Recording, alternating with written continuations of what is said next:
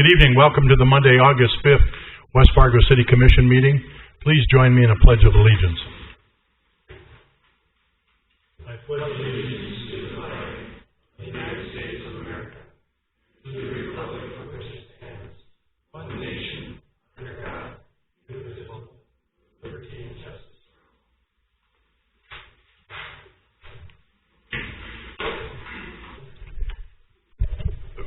First order of business is to approve the order of the agenda. Commissioners, it's been presented to you. I'll make a motion to approve. Thank you, Commissioner Jupic. Is there a second, please? I'll second. Commissioner Olson seconds. Been moved and seconded to approve the order of the agenda. Is there any discussion? Seeing none, we'll proceed to vote. All those in favor, please signify by saying aye. Aye. Opposed? Motion carries. Thank you. Item C, approval of the minutes, July 15, 2019. They have been distributed on pages 2 through 5. I move to approve. Thank you, Commissioner Olson. Is there a second, please? Second. Second by Commissioner Jupic. Been moved and seconded to approve the minutes of July 15, 2019 as distributed. Is there any further discussion? Hearing none, we'll proceed to vote. All those in favor, please signify by saying aye. Aye. Opposed? Motion carries. Item D, building permits. The report has been distributed to you, Commissioners.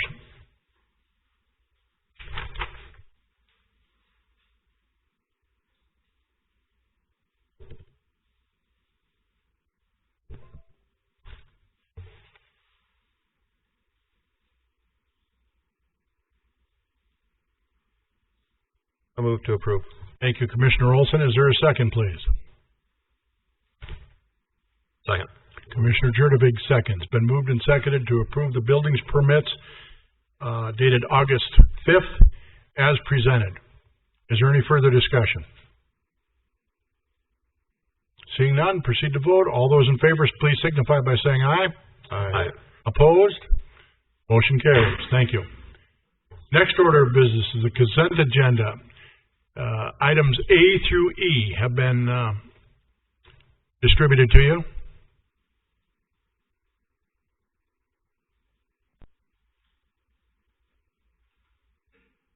Make a motion to approve the consent agenda as written. Thank you, Commissioner Simmons. Been moved and is there a second, please? Second. Commissioner Olson seconds. Been moved and seconded to approve the consent agenda as presented. Items A through E. Is there any discussion? For the record, there has been a brief discussion with our counsel, Mr. Shockley, prior to the meeting with regard to the revised Lights on 32 Plaza agreement. There are some blanks with regard to the dates of when it will be completed. That has been discussed. Mr. Shockley informed me that he was not presented with any dates, so that will be further discussed because this commissioner won't sign it with blanks on the contract. It just won't happen. So, is there any further discussion on the consent agenda?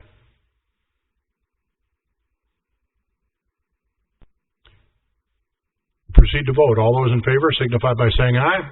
Aye. Opposed? Consent agenda is approved. We'll move on to the regular agenda. At this time, we're going to have a presentation of the Executive Fire Officer Certification to the West Fargo Fire Chief, Mr. Dan Fuller. Dan, could we ask you and your family to please come up front?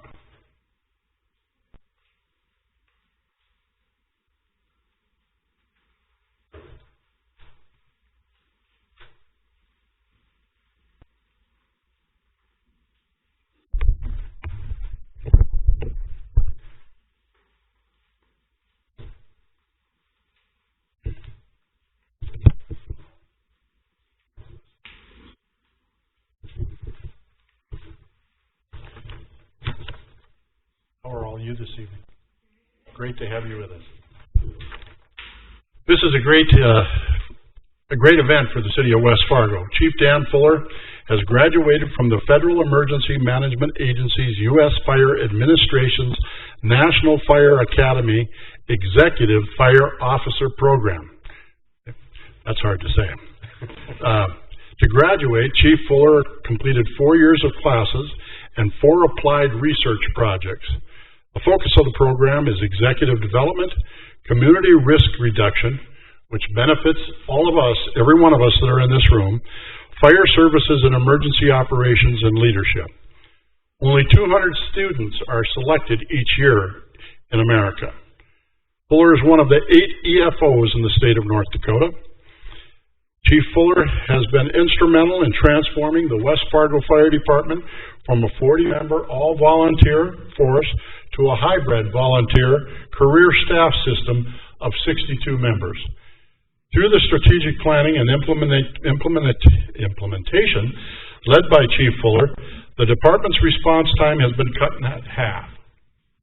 That is 40% less than the surrounding communities. Insurance Services Office Public Protection Classification rating has dropped to a 3, putting the department in the top 10% of fire departments in the nation. Chief Fuller, we're very grateful for all your leadership and your work. Thank you for protecting our citizens. At this time, City Administrator Tina Fisk will present you with your certificate. I just want to say it's been an honor to work with you these years, and it'll be an honor to work with you many, many years more because you're not going anywhere. So thank you very much for all you do, and congratulations. Naomi, congratulations to you and your family, because any time that there's an engagement like this where the time commitment, somebody has to watch the home front. So to you and your beautiful family here, we congratulate all of you, Dan. Great. Thank you.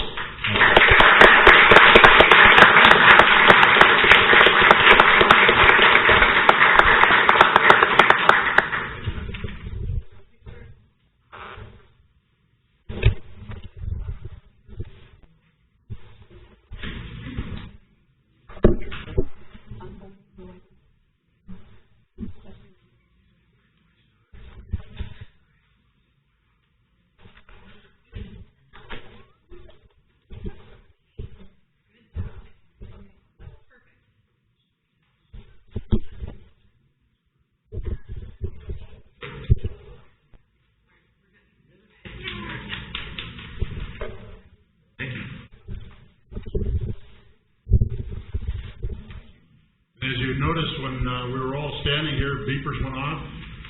4 men jumped up and out the door they went. Chief Fuller checked his beeper also, but we're well taken care of. Thank you, Dan.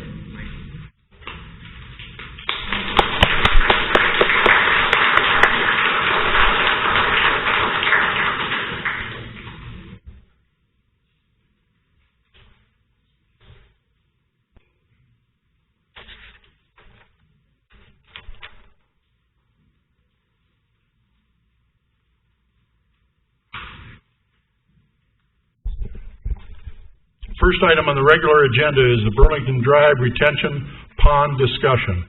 Chris Brungardt and Almir Jupic.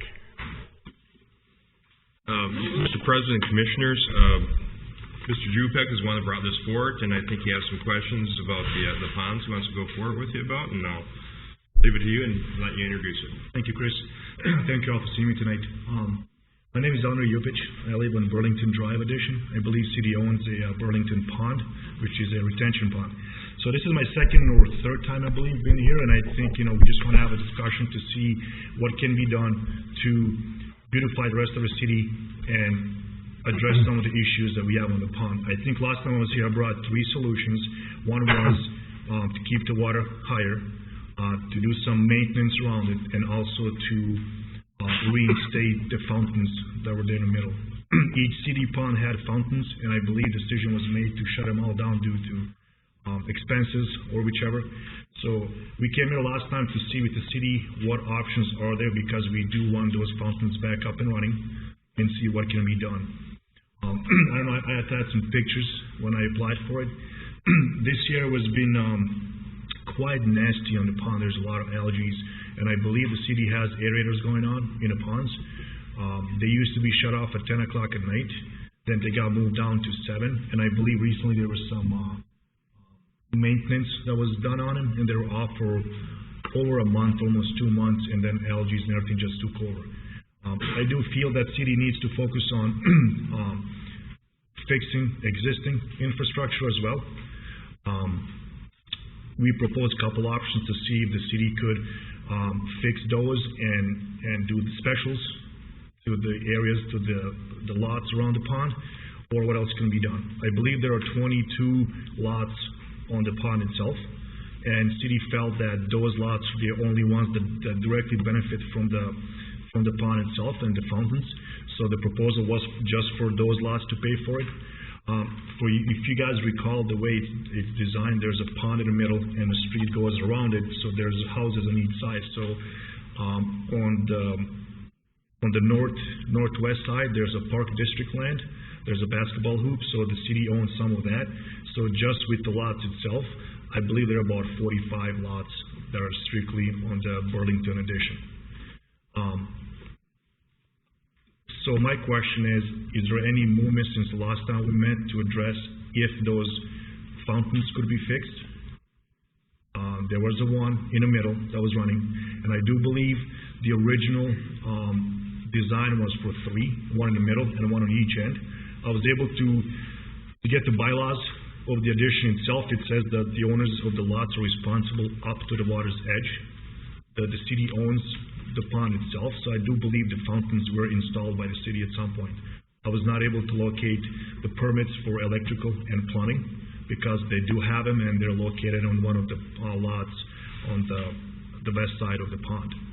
So my question was, who was approved this in the first place? I think the city, I do have permits from the city, originated permits, but the design from the city that was approved by the developer itself.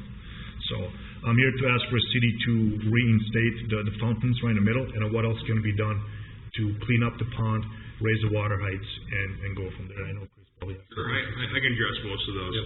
I mean, just give a little bit of background on this, Mayor and Commissioners, is a lot of the fountains, most of the fountains north of the interstate, most of the ponds north of the interstate were originally designed, they had fountains in there. Those were developer requested items as an amenity. They don't add any type of treatment of the ponds or the water that's in them. They ran out of service. We cobbled them together, kept them going as long as we possibly can, and there's no replacements for these. Considering that it is just just amenity, just for those ponds down there, or more, I guess, that we took an ad hoc poll. We sent a letter to all the property owners along each of the ponds, asking them if they would be wanting to have the fountains replaced and have them assessed back to them or find some type of funding mechanism. And a majority of the votes came back no, they weren't not interested in paying to have the fountains replaced. So that was the process, went back there. We haven't revisited that and asked the question again since, so that's something we could do. A lot of the ponds here are in Burlington in general is also designed that the property line goes into the normal water level of the pond. So the budding property owner is responsible for the maintenance along the shoreline of that property. The normal water level is based upon the stormwater retention requirements for the entire surrounding area. So it gets drawn down that point. One of the mantras we always speak upon is we cannot guarantee the quality nor the quantity of water in the ponds. So if we go into extended drought, which certainly not this year, that those ponds could theoretically go dry. So that's one of those things. Is most of this caused by nutrients right now, Chris?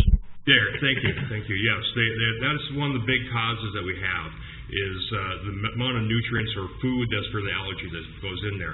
So when the water starts to warm up and we have excessive amount of nitrogen and phosphorus in the waters, that we start getting these algae blooms. And the algae is actually adding more oxygen to the water than that's in there right now. So more nitrogen, phosphorus from fertilizers, grass clippings, whatever else might get washed off the streets is what's causing these algae blooms and giving all the food for the algae to grow. So if we can limit that type of thing, we can limit the amount of algae to grow.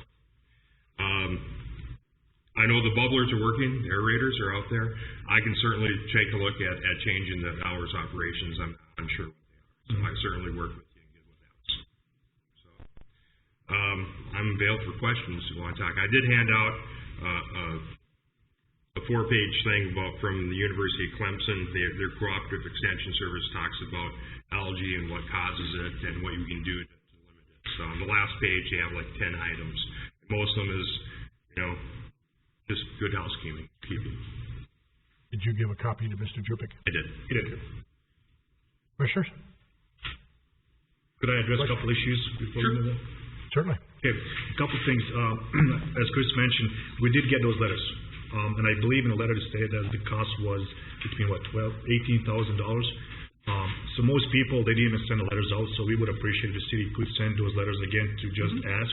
I think the number itself came up to be quite large. I believe to fix the existing fountain, the city gave us a number of $18,000. To put a permanent structure was over $75,000 to fix it. And I do believe that Charleswood Pond has a permanent structure, which they were based off that for $75,000. So we offer to look over and see if we could find someone on our own, pay for it, and then donate it to the city. So that was one of the options. But I do believe most people got afraid of the number itself, $18,000, and say, you know what, we're not going to look at it. And then other people I talked to said that they simply lost or forgot to send those in. So every letter that didn't come back to the city was counted as a no. Another thing is, with the water, this has been the lowest level of water that we've seen so far. It just keeps going down. Recently we had those storms, and the water went up all the way up to our yards, which is fine, but then the levels would drop down. So my question is, if the city controls the levels, if we could keep them higher. The lower the water goes, the more algae we're going to get. Also, in the last 2 years, we have extreme fish die-out. The pond is stocked with the fish. Who does it? I don't know. The city had to come out a couple of times with basically a bobcat to fill them all out in a dumpster truck to get all the fish out. So my concern is if the levels keep dropping and we continue seeing this, we're going to see a major fish die-out again. And those fountains, I understand they're aesthetics, they're not designed to improve any quality, but at some point, I do believe that the owners of the lots have paid in specials for those fountains to be installed. So they're there for a reason, because when I bought a house in 2009, there were still specials on there to pay off. So I would assume that was already paid by us. So we just want them reinstalled, put them back up and running again, as it was. I mean, the plumbing, electric was already there. So the whole point is just to put that too. But when the water was high, I do believe that it was the city that controls it. They can dump it out to the Charleswood, and from Charleswood goes back into the river. So our question is, are we able to keep the levels high? I mean, every day we just see the water just keeps going down and down, and at some point it's going to be so low that there'll be nothing there. Well, typically the water level is set on what our normal operating level. So we have large storms, we have a storage capacity. We can certainly, Dustin, if you want to chime in on the adjusting that level or not. That's kind of a stormwater issue. Well, Chris is right. In general, these wet ponds are designed so that they have an 8-foot pool of water. That is the normal operating level that's basically there, and that's an aesthetic function at that point. These ponds allow for about a 5-foot bounce. So if we're getting a lot of rain and runoff, that's our storage volume now. So we have an 8-foot normal pool that we try to keep the water at. And again, that's aesthetics, but then beyond that is where now we've designed a certain amount of storage volume to be. So if we were to adjust the floats in the lift station and allow for that normal water to go to, say, a 9-foot pool or a 10-foot pool, we're taking away from our storage volume. It's not that it can't be done, but there's a consequence to that. So things like, water coming up onto the yards, that would happen under a more common or frequent rain event versus having that wiggle room to allow that water to come into the pond, store there. That's going to be the consequence. So that's where Public Works generally does not adjust those floats. They keep them at that 8-foot normal water pool in these ponds. Thank you, Mr. Scott.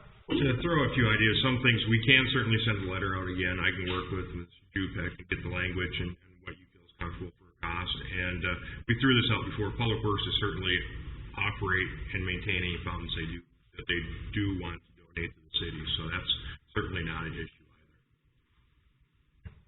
Commissioners? think, the reality of it is that they're retaining ponds, and that's their main basic goal here. I know you've been in front of us quite a few times, and I've said it every time you come. I think the point you want to get at is that, and I'm assuming this, so you'll prove me wrong again, but that you want the city to pay for a lot of this stuff. And we just can't do that, because then we're going to be liable for every other one. So if there's a way we can send out this letter, Chris, and you can get these people to donate, or even if they would put it on their specials, if they want to do that, by all means, we can fix it. It just costs money. And I don't think it would be fair to charge everybody in the city to fix your one pond. I mean, that's not right to me. Where I live, I wouldn't like to pay for it. I don't have a pond over there. I mean, so I don't think that's fair for the taxpayers to pay for everything. I think that's something that your group has to come up with and find us. By all means, we'll do all we can, but find a solution to this. I think you've probably been here 4 or 5 years in a row, have you not? It's been the last 2 years, and I do appreciate your response to it, and I think the specials was always an issue. Just put it in perspective, like I said, there's 45 lots on a pond. Most of specials there have been paid off by everybody. We just noticed that the city has assessed about $5,000 for each lot for intersection of 9th and 13th. So just for those 45 lots, our street alone is paying $220,000 for a street that's 1.5 miles away, where we're arguing to fix something that's 15 yards in my yard. So I respect that, but we have to understand that we also are paying for everybody else's too. So if I'm going to pay $5,000 for a street 1.5 miles, I would have some of the money allocated to fix the pre-existing conditions what we have now. And yes, I understand it's been paid off, but these incentives are given to the builders to build. These were given to the builder by the city prior to us purchasing a lot, with the hope that if we build it, we would come. Now, we're here, and we're being neglected. So I understand there's 12 ponds. That's a substantial city investment. But if we're going to pay, in the beginning, pay for it and then neglect it, then what's the point of putting anything in the city? Last time I was here, there was a gentleman that asked for a tax break, that he's purchased a piece of land and says, I'm going to beautify the city. So we are giving incentives for new builders to beautify the city, yet we're not doing anything to fix the existing infrastructure to continue with the beautification of our city. That's a city pond, I understand that. But it's not your go-to location where you have to get a GPS and find it. It's right on the corner of 19th and the street, Interstate 19th and the Veterans Boulevard. Yeah. So Sanford Hospital, any floors you're on, you're looking directly at it. So this is basically the middle of the town. So everybody drives by, sees it. So if you're going to neglect it, on the north side, there's a culvert that there's where the water is diverted back to the Charleston Pond. It's exposed. If you look at it, if you stand at the duck pond, there's a little park. It's called a duck park, I believe. Somebody donated. If you stand on there, you can see exposed plumbing down because the water is low. So I do feel that we need to fix the existing infrastructure. And we do have grants to beautify homeowners, just so you know. I don't think this would qualify for one of them, but, let's see what your neighbors want to say again. By all means, let's send another letter and see if they're willing to participate, I guess, get some skin in the game. That's my whole deal here. You have to have skin in the game. I think you can convince maybe some of us to put some skin in the game, but your neighborhood has to have skin in the game as well. Right. I just have a comment. Mr. Olson? Rather than specials, how about just like a homeowners association where you just pay yearly due and then that goes for the maintenance of the fountain? I'm sure we can work out some type of financing agreement. I can address that. The problem is the original builder that got the incentives went bankrupt. The second builder bought it, they also went bankrupt. So even though we have the restriction covenants, they're not being imposed because we do not have association, because the builder went bankrupt, so people were buying it. Wayne Welly, I believe Wayne Welly Construction owns the rest of our empty lots, and I think city was working with him to get to sidewalks and different things, so we do not have association, and I think that's one of the problems right now, so we're kind of talking among themselves and see what's going on. All right, thank you, Mr. Jupic. my suggestion would be that within, by the time of our next city commission meeting, Mr. Brungardt and Mr. Scott, if you guys would talk about this water level, the whole issue.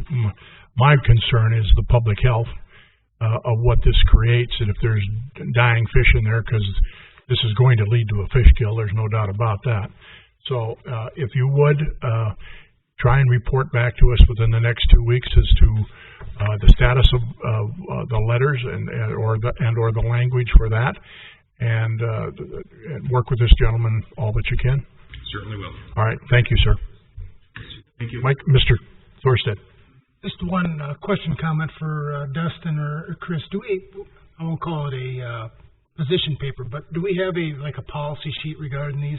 I think the homeowners, as he mentioned, view these as amenities, and that's what they're sold by the developers, and that's why they like to put in fountains and all that stuff when they're trying to sell lots and homes.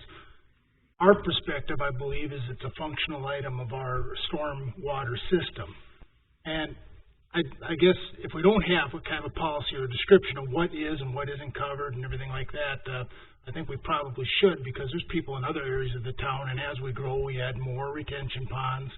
I'm sure developers are going to throw some features on them, you know, to make it more appealing. And if we don't, I think we should have a policy on that. And like he's mentioned, it sounds like this feature, whatever they had on there, just plain died. It's just, you know, it reached the end of its life. Now it's time to replace it.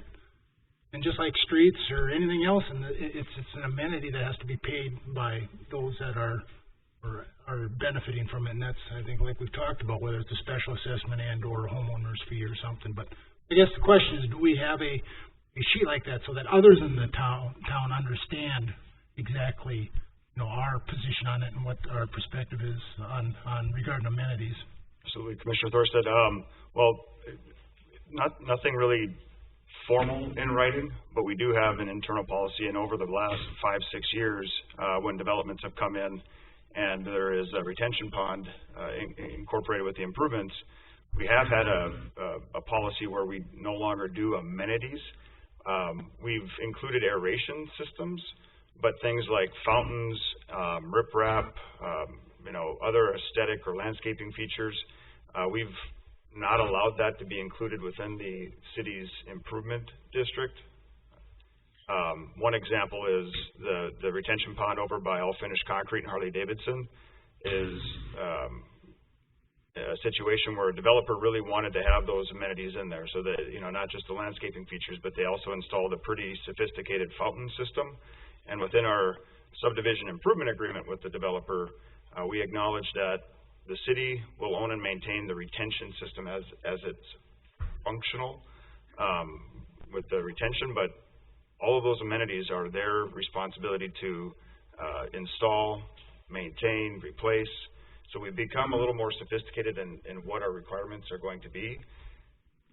The ills of the past, and I don't know how many of these retention ponds have a fountain necessarily.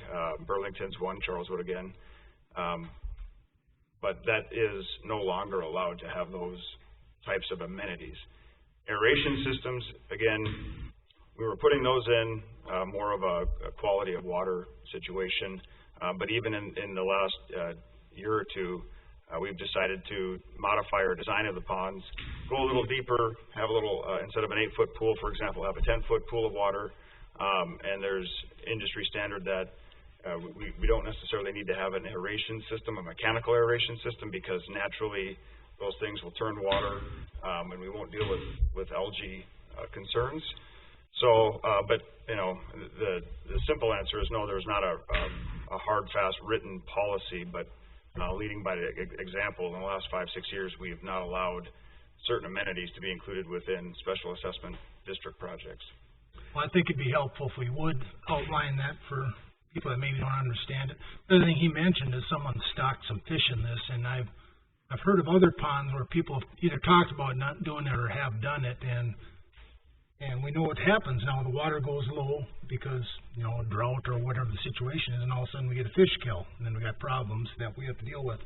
So, you know, it can be addressed, I think, in an overriding policy or review of what the ponds are and why we have the ponds, and what the city covers and we don't cover and what should be or not be done with these ponds.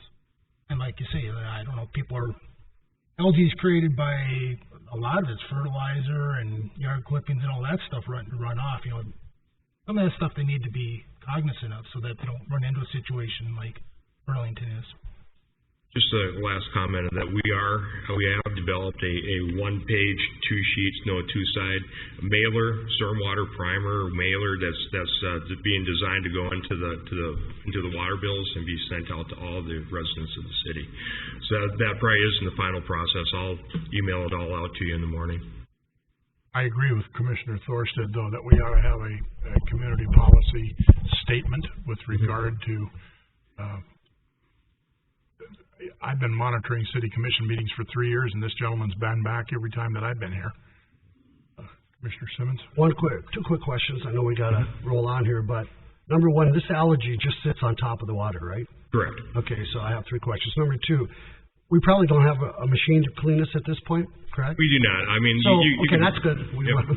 Number 3, could we not just rent one to take care of this issue? I mean, would it be a big deal for probably $100 to go rent something, $200, clean this up? I'm unsure what it would take to collect the algae off a pond.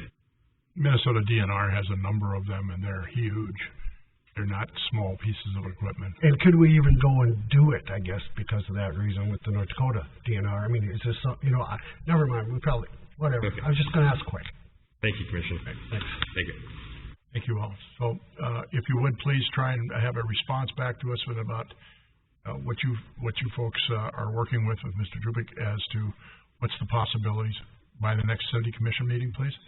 Thank you, Mr. Brungardt.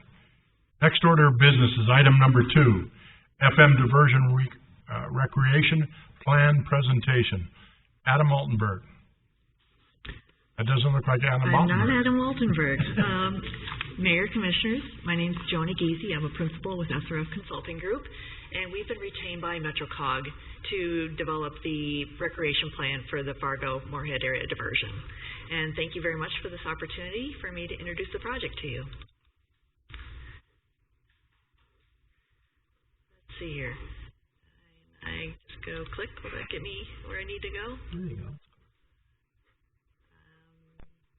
I'm sorry, if someone could help me advance this. I think you probably just have to scroll down. There we go, thank you. So, once again, with the construction of the Fargo area Moorhead diversion, we are really looking to, let's try this.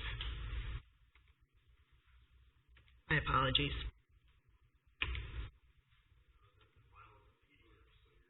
I'm going to have to scroll. All right. Do the best I can here. With the program here, we are looking to, once again, develop a recreation plan for the diversion. And some of our goals here with the project are really to think about creating opportunities for recreation on a year-round basis. We also see that this project has the opportunity to help us restore some native plant communities and provide some habitat as well along the diversion itself. We are also thinking that as we are developing this recreation plan, that we want to do it in a manner that is compatible with the adjacent land uses that it will go by, as well as being compatible with the flood protection that the diversion itself is supposed to be doing. And finally, we are thinking that putting recreation on the diversion may provide an opportunity to improve the quality of life for area residents and probably even be an opportunity to attract additional workforce to the community. So with that, when we talk about recreation, we're thinking about it from a very broad standpoint. We're thinking about passive recreation opportunities like bird watching, or more active recreation such as trails and hiking. But we also want to be very broad in terms of that definition, and we are also thinking about what are some opportunities here to do some interpretation, possibly of the diversion itself, possibly some educational opportunities or research, and even maybe the idea of doing some additional food production along the corridor itself.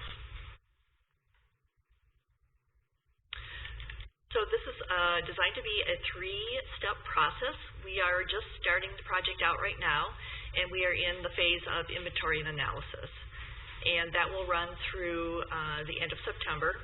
Then into the winter months, we'll be doing concept alternative development with the goal of having a preferred alternative developed by next spring, and then the final report back to folks by this time again next year, next fall.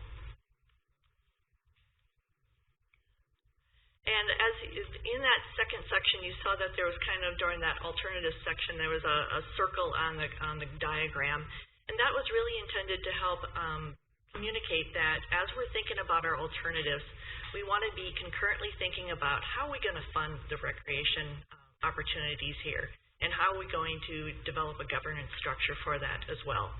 So when we're thinking about the funding, we're thinking about long-term operations and maintenance, and we'll be wanting to think about the whole gamut of how we might be able to fund this on a long-term basis. So we'll be obviously be looking at different grant sources, but we'll also be thinking about, are there different user groups who might be able to step up and help with some labor in terms of maintaining some certain recreational activities that they are interested in. Possibly thinking about some recreation activities that we actually charge a fee for, so that we can actually generate revenue, once again, to help pay for the long-term operations and maintenance of some of these recreational features. We also want to think very closely about what's the governance structure for this. This is a 30-mile diversion that's going to pass through a number of communities throughout the county.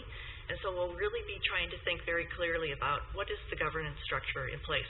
Who will be, what entity or groups of entities will be responsible to implement, operate, and maintain these recreational features into the future.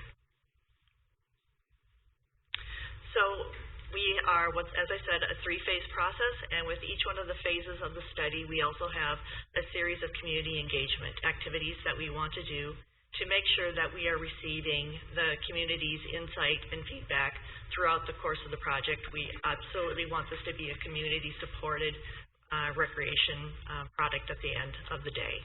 So right now, like I said, we are in our inventory and analysis, so we will be reaching out to we'll be doing 4 pop-up events in Horace and West Fargo and in Fargo itself, early in the stage to solicit community input. We will be in a few days having an online survey up to start soliciting people's wishes and desires for recreation along the diversion. And that will continue throughout the course of the study.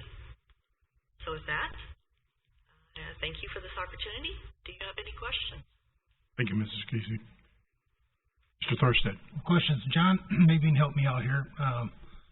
Under the revised estimate for the Plan B for the diversion, does that still include some money for recreational features? The initial goal from the Corps included a certain amount of money for recreational features to be used towards it. Is the new plan, I tried to look it up, but it didn't give me the detail I was looking for. Great question, Commissioner Thorstad. Under the current financial plan, there is an amount available for recreational features associated with the project. It is a reduced amount from the original proposed amount, but I think within the channel estimate itself, there's probably approximately $6 million available for recreational features.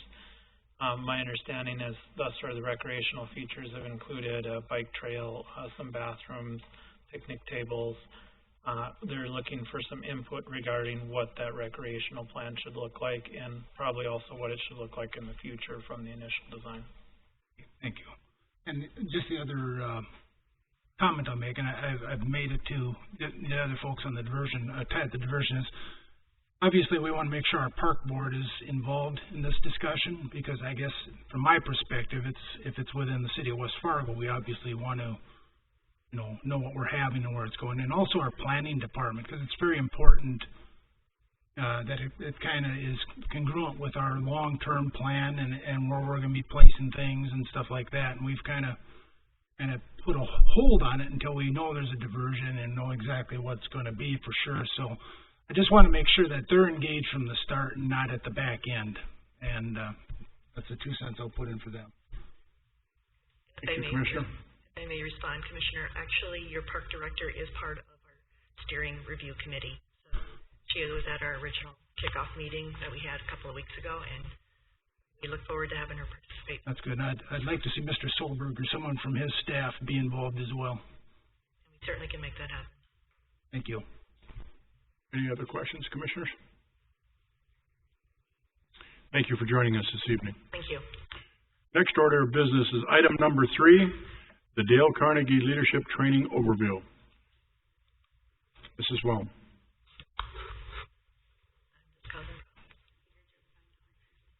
Good evening, Commissioners. We have with us tonight Bethany Berkeley from Dale Carnegie. She facilitated a leadership training for all of our City of West Fargo leaders. It was a day-and-a-half training.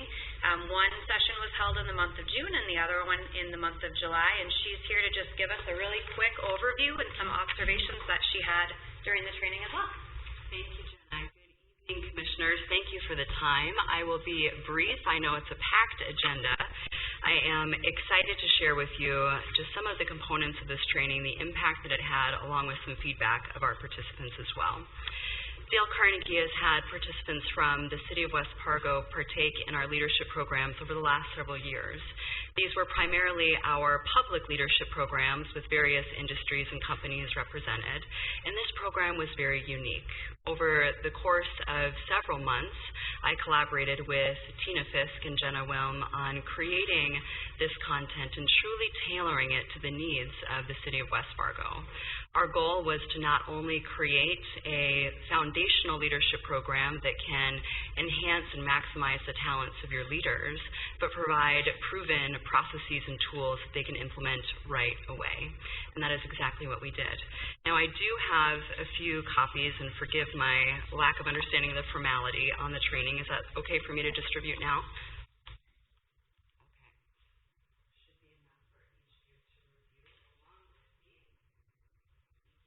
Thank you. I can provide a digital version of this as well. So I will just give you a brief recap of the day-and-a-half of training, the topics that we covered, and then provide some feedback with you. First and foremost, many individuals come into our training programs and they may be reluctant or hesitant. It may be with that feeling of, I have so many things on my plate, and particularly in these roles where there is an enormous demand for time, we wanted to be very thoughtful of that. What I saw in the participants from the City of West Fargo was the exact opposite of what we see on occasion. I saw an enormous amount of engagement, participation, interaction, and courage throughout this process. We opened with setting the stage by giving the facts. What is engagement and why does it matter? What is the direct link to results and the relationship that a manager has with their employees?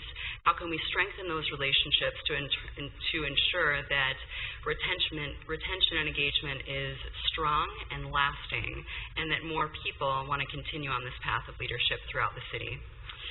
Then from there, we moved on to building trust, credibility, and respect. We took a look at ourselves as leaders to examine and build our self-awareness, understand the importance of trust in leadership and how it can be broken, how to rebuild trust once that occurs, and how even personal resentments can, in some cases, impact a leader's ability to be as effective as they can be.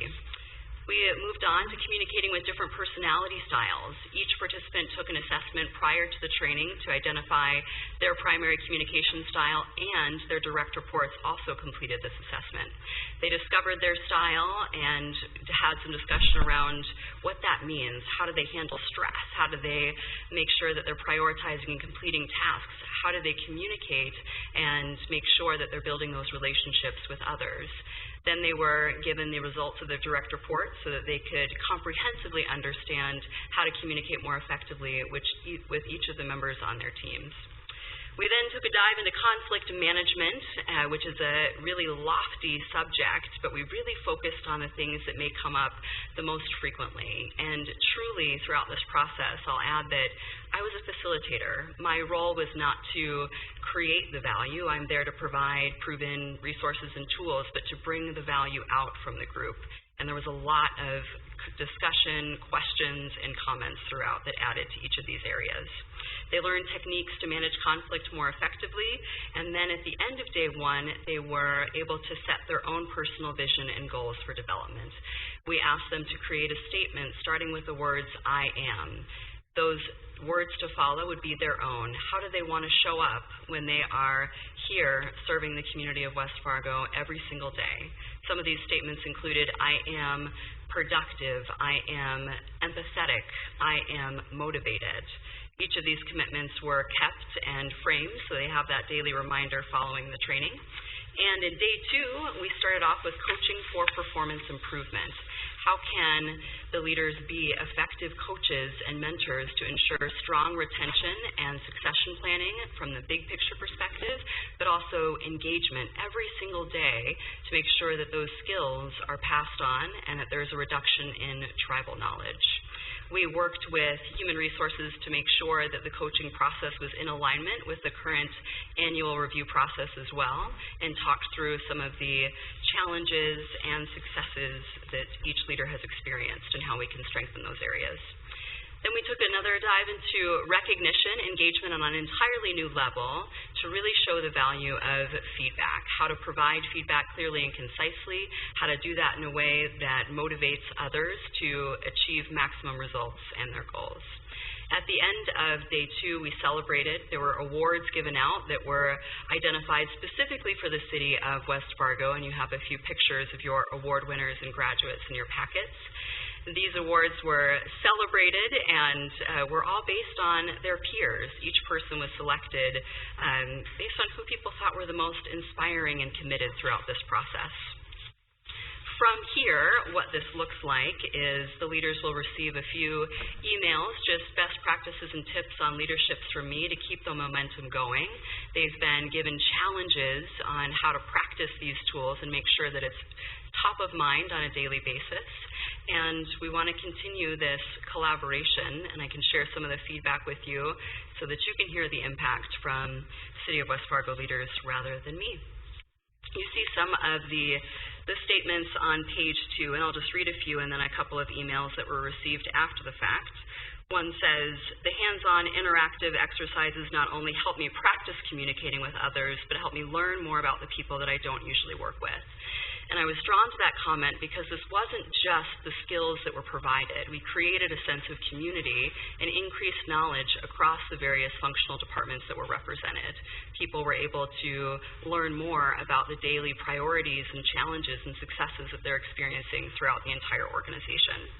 The next says, the training was incredible, very informing and interactive. More training in this format will be incredible. The speaker was incredible and knowledgeable. Thank you for the skills moving forward. And I'll share one more. Great program. Can't wait to bring some ideas and techniques back to my team. We wanted to make sure that this training was not simply a day and a half of time to leave with inspiration, but they had tactical tools that they were eager to implement right away. A few follow-up emails were sent, and these were shared with me by Tina and Jenna from participants. I'll just read them. They're very brief. One says, Tina and Jenna, thank you so much for the leadership training at Dale Carnegie. It helped me in many ways, from leading to learning how to better communicate with my employees, and even learning who they really are in their own personal lives. I can say for sure this class made me a better leader. Have a great day, and thank you again. One more graduate sent an email that says, I wanted to take a moment to thank you and Tina for the opportunity to take part in the Dale Carnegie event. I went into it not knowing what to expect and came out with some pretty wonderful tools that were powerful that I've been able to apply as a supervisor. It was also amazing that even without realizing it, some of those same tools instinctively come out daily while I'm communicating with an employee. Again, thank you both. The participants were grateful for the time, grateful for the investment that was made in them, and truly were very engaged and present despite everything that's on their plates. Thank you for the opportunity to collaborate and for hearing the overview this evening. Thank you. Do you have any questions, Commissioners? Not at all. Thank you for what you did. Thank you.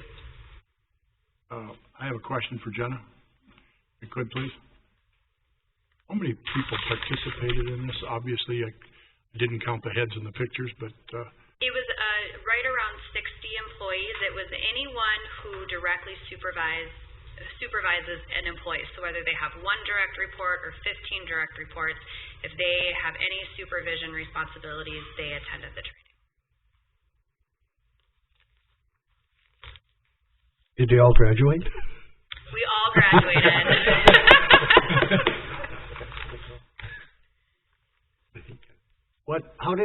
Just so we know again, how did we fund this, Jana? This was something that I had requested in the 2019 HR budget. Okay. Okay. So, Jen, is there opportunity to follow up with additional training if certain people identified areas they'd like to work on, or this isn't a one and done, is it? Nope. What we'll be doing, like Bethany had mentioned, she will be kind of just following up with everybody, and we are hoping to do this as an annual training for any new supervisors that come up throughout time, or anyone that supervisors or department heads may view as up-and-coming leaders, or anyone who has an interest in a leadership position. Then we'll be able to also put those individuals through the training to just help with some succession planning as well. So they can get the skills before they're put into a position. Jenna, what was your observation of it, I guess, when when the employees went through and when they came back? Did they enjoy it? Did they like it? I think overall, everyone really enjoyed it. There are some individuals who I think enjoyed it more than others. It really does take you out of your comfort zone. Right. And so, there's a comfort level there that some people weren't quite ready for, but some of those individuals were also the ones who had sent me an email. So I think that it was a very positive experience. I'm hoping the ones that went into it a little reluctant came out glad that they did it. Absolutely. There's one person in particular who sent one of the emails that Bethany read. I was very, very impressed by that individual. I know it's very difficult, so congratulations to everyone that went through that, because thank you so much. It's tough. Thank you. Thank you, Mrs. Will. Next order of business is item number 4, the new payroll software platform discussion. Mr. Larson, Mrs. Will. Thank you, President Dardis and Commissioners. Tonight we're bringing before you a request to consider approving a new payroll and human resource information system, or HRIS, for the city of West Fargo. I want to talk about the why, the process, the benefits, and also the cost. This is included in our 2020 proposed budget, should that be approved, but in order for us to move forward with it, we actually would like to have it approved now, so we can move forward with implementation, and the starting of it, where it would actually be in use, would be January 1st of 2020. This is a software system that would replace an existing software. I should say only a partial replacement. Right now we have a payroll system through Black Mountain. It was implemented in 2001. At that time, it was a great system, and it's worked well. But since then, our needs have grown beyond what it can provide. The system is down on a regular basis, usually 1 to 2 times a month. That puts a burden back to our IT department. We have to do weekly updates on it.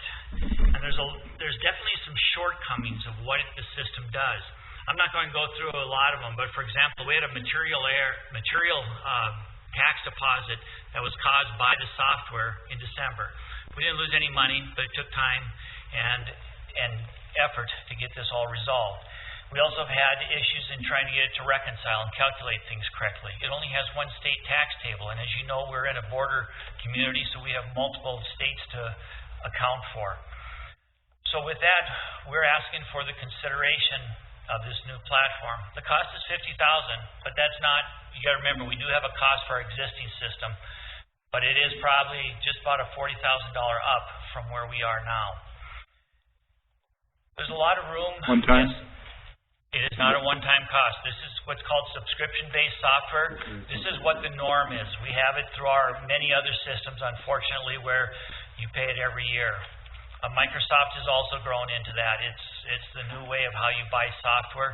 But they also provide the platform in that subscription, which means it's the hardware, it's the backup, it's the technical knowledge, which will reduce burden on our current IT staff. But it is a recurring cost. We want to be very upfront about that.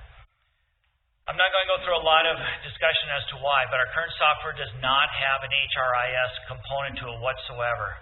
Jen is going to talk a little bit about that, but I want to also talk about the process we used. We did look at other softwares. Right now, we are recommending that we go forward with NeoGov.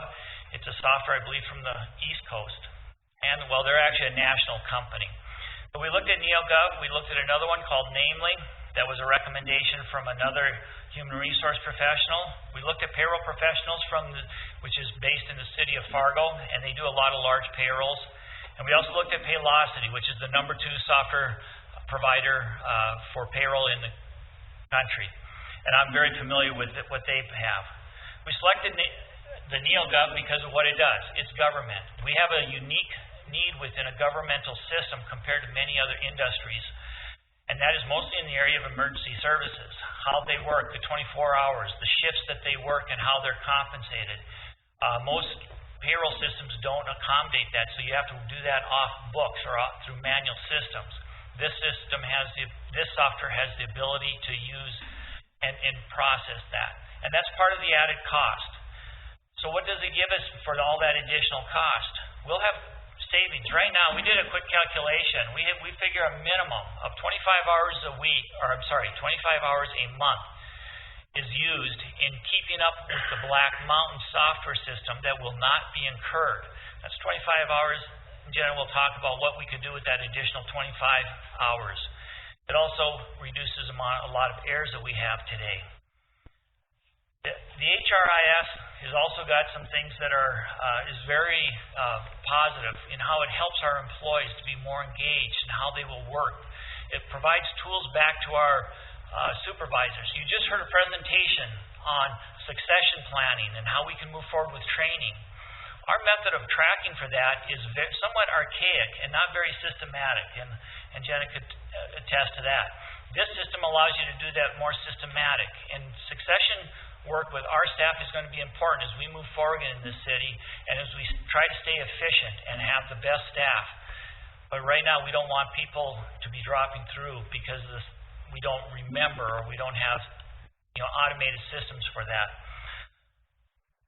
So we are asking for the consideration of that tonight, and also would like to talk a little bit about the HRIS component.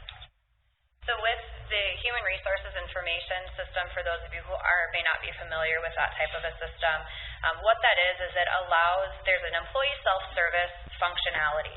So right now, if an employee needs to change their address, change their bank account information, any type of a change that they would have, always has to go through Amanda or myself. So it takes the time for them to reach out to us to make those changes, and we need to make changes in multiple systems.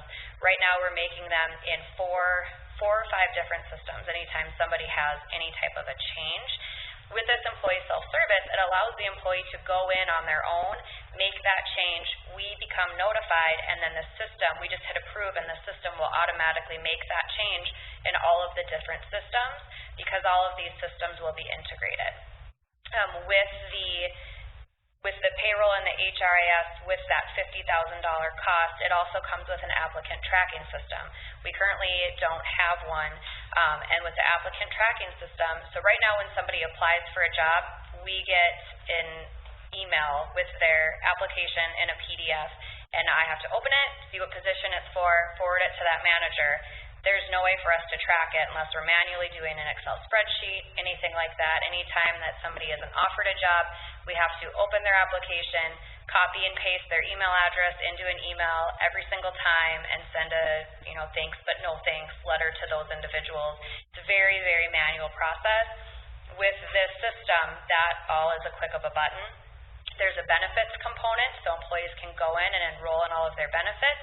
And then again, we just hit the approve, and all of that gets put into this payroll system.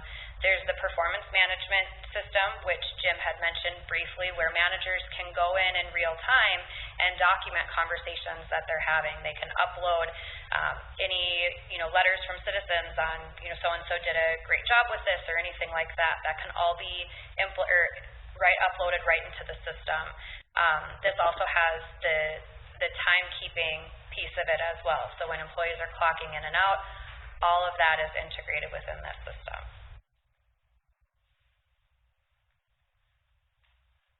Questions you might have regarding... Commissioner Simmons. Thank you.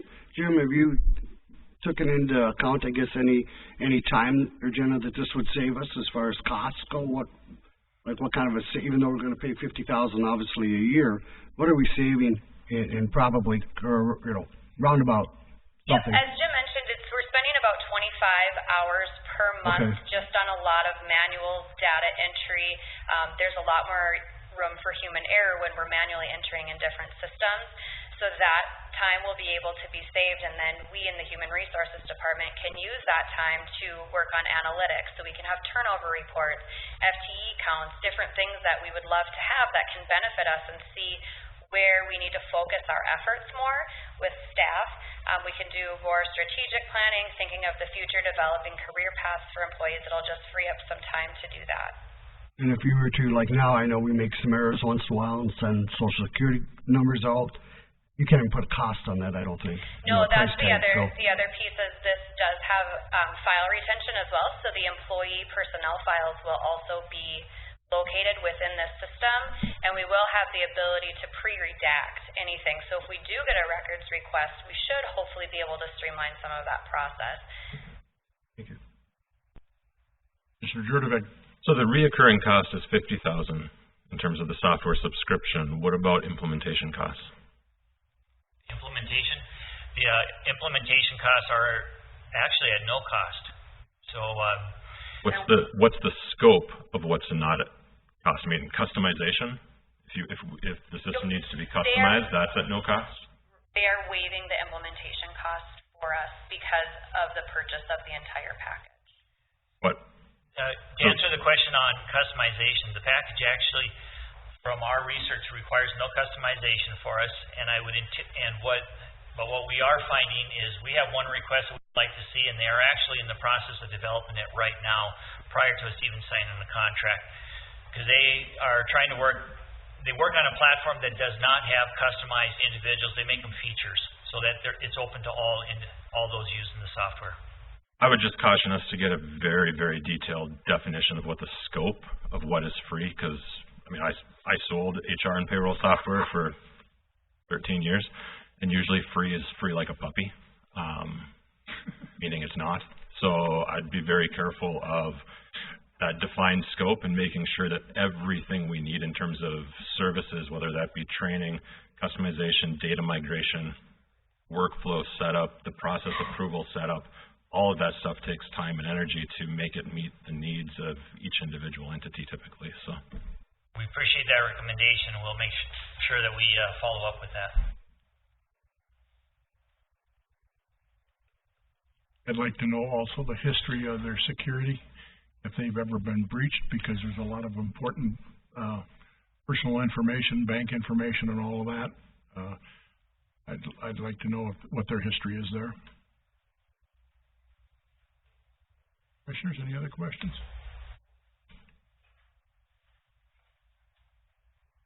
Are you asking for? I'm going to ask does the commissioners feel that they're prepared this evening to make this an actionable item?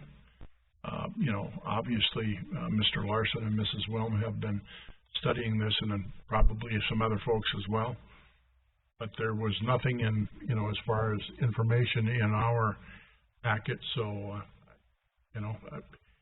Mr. Jupic, you probably have the most experience in this, so I'm going to defer to you right now and ask you your thoughts. I have a lot of confidence in both Jenna and Jim, so I mean, from that perspective, I'm comfortable. I personally would like to have understood the scope a little bit as to exactly how it was documented, because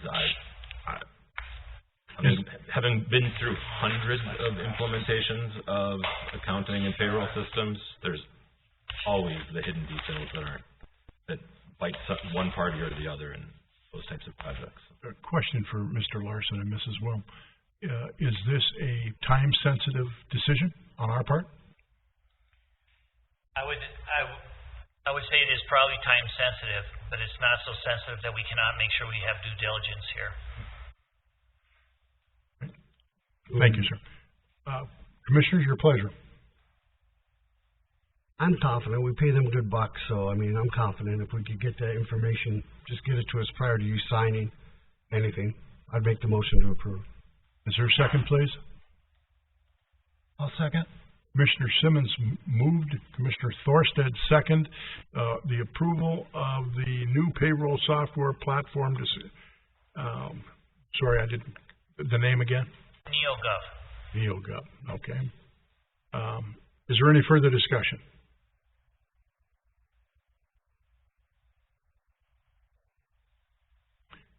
You have this budgeted in 2020? Yes, we do. Okay. Is there any further discussion? Hearing none, we'll proceed to vote. All those in favor signify by saying aye. Aye. Opposed? Motion carries. Thank you both. Next order of business is item number 5, the first reading of Ordinance 1140, gas franchise. Mr. Shockley. Thank you, Mr. Commission President and members of the West Fargo Commission.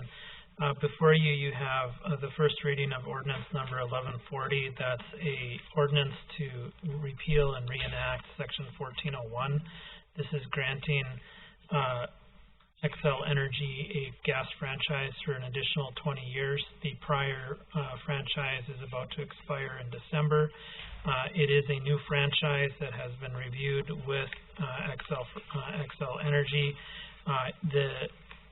Probably the key important takeaways from the renewal is that it is adding a gas franchise fee of 2%, which is new.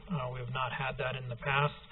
And it is also adding some provisions relating to the mandatory relocation of city utilities relating to the gas provision of gas service in the event that the city is undertaking construction and needs to have those elements relocated. We have not had problems in the past with Xcel Energy, but we have had problems with other utilities. And so it's been a policy of mine and of the city in that as these agreements come up, we are incorporating provisions in the franchise agreement mandating that they have to remove and relocate their utilities. And then if they don't, we give them a final notice, and then they have so long to relocate them. We do have one item that Xcel Energy has not provided input on, and that is once we give them a final notice, how long would it take for them to relocate before we would step in and relocate it. We're proposing tonight to approve the first reading and then go back to Xcel Energy. We'd asked them for a specific time period. They have not responded. My proposal, since they haven't responded, would be 90 days. Once they receive the final notification, if they don't respond within 90 days, we'll go ahead as a city and relocate it. I can certainly answer any questions that you might have. The next item on your agenda is an ordinance that is collecting the franchise fee, but I'll talk about that when that comes up. And once again, this is a first reading regarding renewal of an already existing Xcel Gas Company franchise.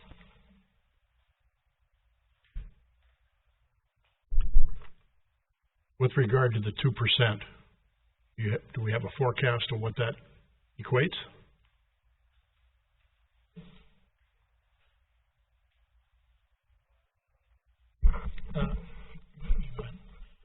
You gave me that estimate. You included it. Yeah. $120,000. $120,000 per year, and that was included in the current budget. Saw that in the budget. I wanted you to say it to the public. Thank you. Commissioner Thorstead. Does this provide Xcel with exclusivity within the city limits of West Fargo?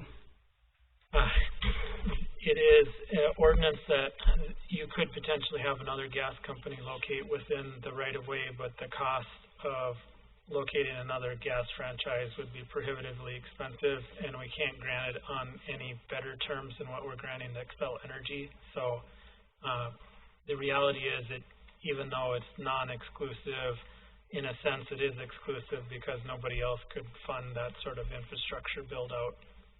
I guess my only thought was, and I don't know what gas services, let's say in surrounding areas, let's say West Fargo expands to the north. Is there a different provider in their areas? Xcel pretty much it. And the way our ordinance is written, I guess it's going to be a long-term agreement anyway. You know, I've never been one that likes to get into specifics in the ordinance. I'd rather have a a general statement about it, and then you've issued that franchise to the company A or company B, and here we're writing it right into our ordinance again. So, again, if it allows a certain amount of flexibility, I think in reality, we all know once they got the gas system in, it's probably highly unlikely a competitor is going to come in and compete, but it could happen in, say, a new area of town, other side of the diversion, whatever that might be. And that's we've actually seen that on the cable franchise side, where before we had a non-exclusive cable franchise ordinance, we did have a competitor move into the community after we annexed portions south of the interstate, and we spent a lot of time working through that with them. This is the same. This is a non-exclusive franchise, so if we annexed an area that had a different provider, which I don't know if there are different providers in the area, but you would certainly not prohibit them from implementing a gas franchise. The trick is that it can't be on any better terms for either provider. It has to be on the same terms, as utilities are highly regulated by both state and federal legislation. So they'd have to have the same terms, like they'd have to have the same relocation requirements, the same franchise, all those issues. Thank you. Is it common that it's a 20-year term? Yeah, it is not uncommon to see 20-year gas franchise because of the cost of the infrastructure, the lines that are being put in, where they want some certainty as to the provision. In cable television, we're seeing shorter durations, but when you're putting pipe in the ground, it's a little more intensive investment in the capital franchise. And once again, it wouldn't prohibit another provider from installing the infrastructure. And that's why it's important when these come up that we get the elements in the ordinance that we want for the next 20 years.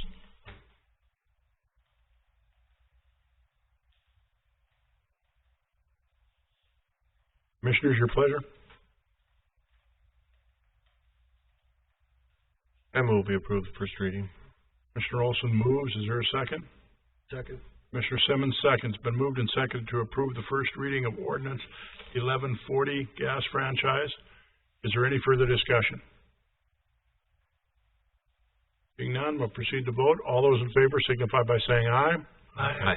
Opposed? Motion carries. Thank you. Next order of business is item number 6. First reading of Ordinance 1143 gas franchise. Mr. Shockley. Thank you, Mr. Commission President, members of the West Fargo City Commission.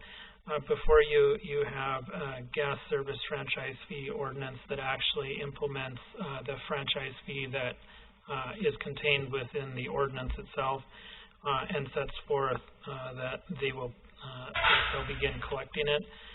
Because we're still working out the final details of what that pricing will be based upon the size of their customers, we will include the final fee in a resolution that will identify how that 2% is applied to different size pipes for different types of businesses.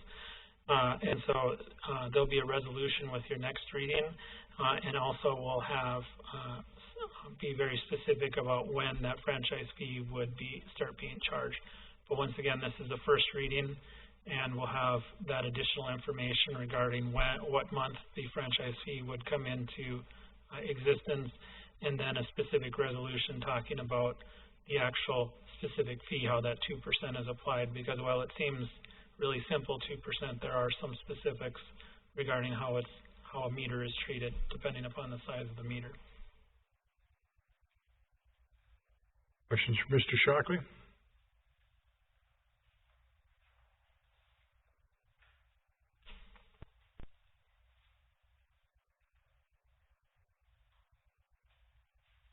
Motion to approve first reading, put on second.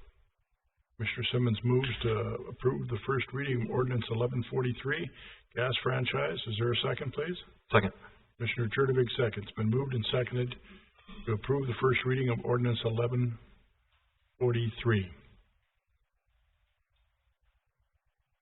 Further discussion? All those in favor signify by saying aye. Aye. Opposed? Motion carries. Next order of business is first reading of Ordinance 1142, legislative updates. Mr. Shockley. Thank you, Mr. Commission President, members of the West Fargo City Commission. Tonight, you have before you an ordinance that is implementing the changes to the criminal code that were enacted by the North Dakota legislature that just became effective on August 1st. In general, those include modification to the infraction provision, redefining what a service animal is, and also some changes with regard to the penalties for marijuana use. And finally, most importantly, is taking advantage of the North Dakota legislation that allows cities to increase their fees for traffic violations to twice the state provision. You'll recall many years ago, the city of Fargo was charging fees that were in excess of what was allowed by state law. There was a subsequent litigation in which the Supreme Court of North Dakota said that wasn't permitted. And it took several years before the legislature decided to enact this to allow cities to collect a higher amount of traffic fees. Once again, this is for somebody who has been found guilty of the violation, and the judge still has discretion in the award of the fees, but it allows for the increase in the amount of the fees. There are also some other cleanups driven largely by the North Dakota legislature's change to the criminal code. And this just brings our ordinances into conformance with the state law. I can certainly answer any questions you might have. Once again, it's a first reading. Thank you, Mr. Shockley. Commissioners, questions? I'd make a motion to approve the first reading. Thank you, Commissioner Jurdevig. Is there a second, please? Second. Commissioner Olson seconds. Been moved and seconded to approve the first reading of Ordinance 1142, legislative updates as outlined by Mr. Shockley and what he's distributed. Is there any further discussion? Proceed to vote. All those in favor signify by saying aye. Aye. Opposed? Motion carried. Thank you. Next order of business is item number 8, the 2020 budget presentation. Mr. Larson, Mrs. Fisk. Good evening, Commission President and Commissioners. Jim and I talked today, and he wanted me to review this, and then if you had questions that you wanted from him, then we will haul him up here, and he'd be happy to talk. So, you've all seen the budget. The only major change that we have right now is that Jim did contact the county offices to double check the value of our mill, and that brought us from 4.95 to 4.73 mills as an increase. That is made up of a 0.15 mill decrease in the general fund, 0.34 increase in the sheriff specials, 3.56 increase in fire department, and 0.98 increase in library. Mrs. Fisk, could you repeat those again, emphasizing where the decimal points are, please, for the public? Oh, sure. Okay. I will go through. The general fund had a decrease of 0.15 mills. The sheriff's specials had an increase of 0.34 mills. Fire had an increase of 3.56 mills. And the library had an increase of 0.98 mills. The budget that we have presented to you is balanced with total appropriations and transfers of all funds of $91,074,511. That budget increase from 2019, all funds included, is an 8.6% increase, which is $721,851.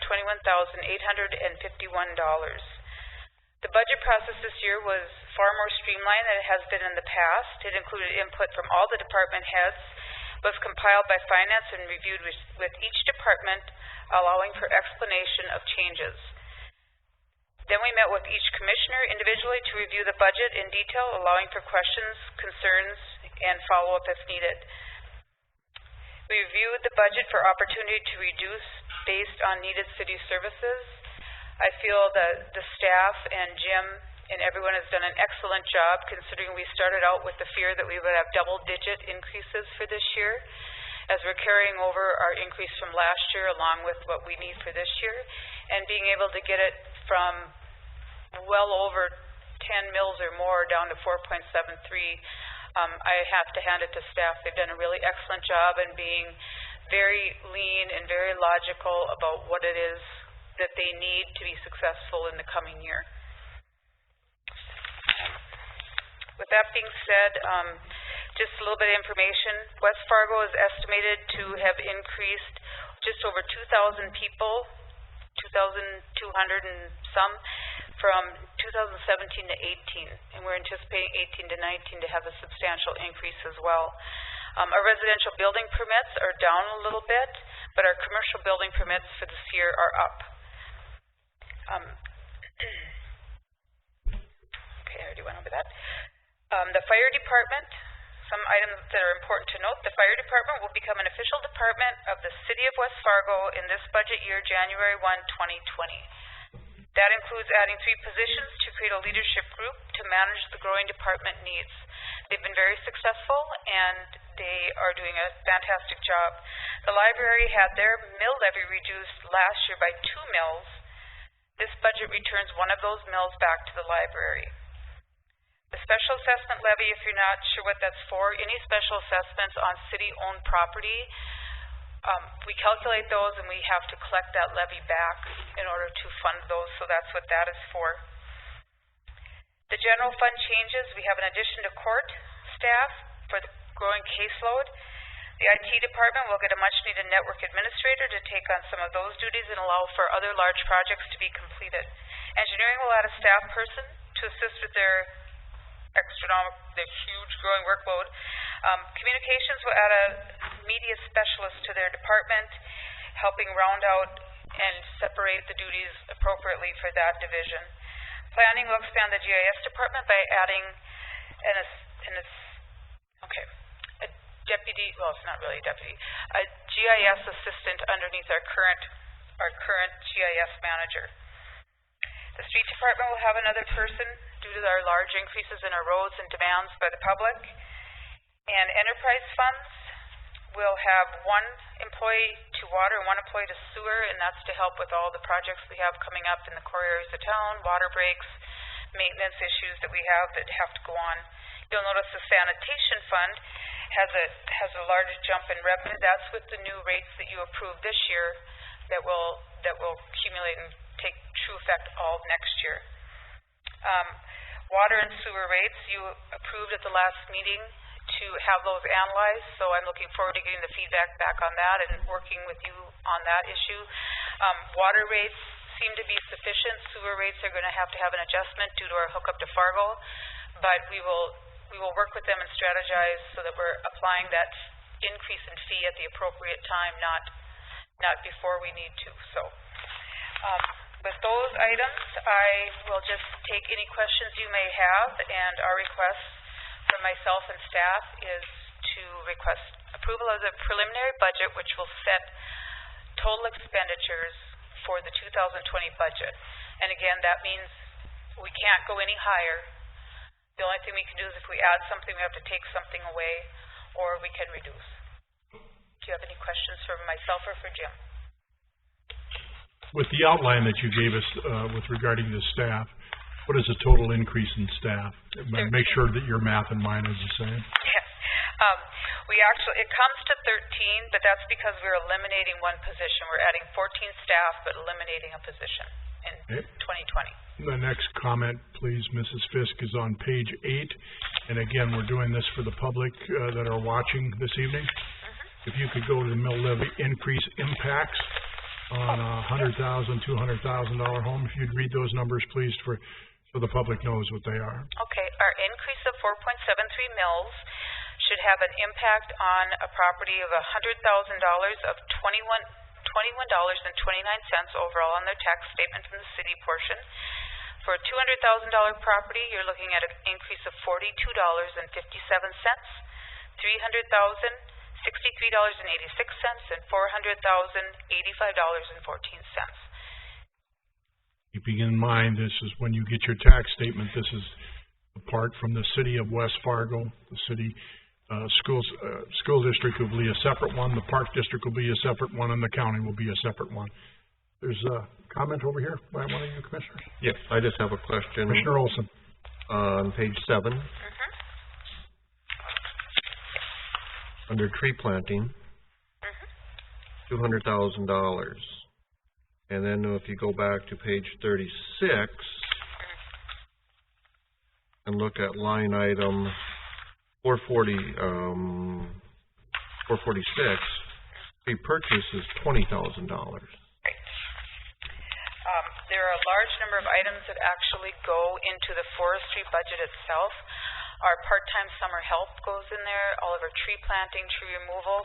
That line item that you're seeing there is just one of many areas. If you look at their total budget, it's almost $400,000. Right. Then I see the revenue transfer in of $200,000.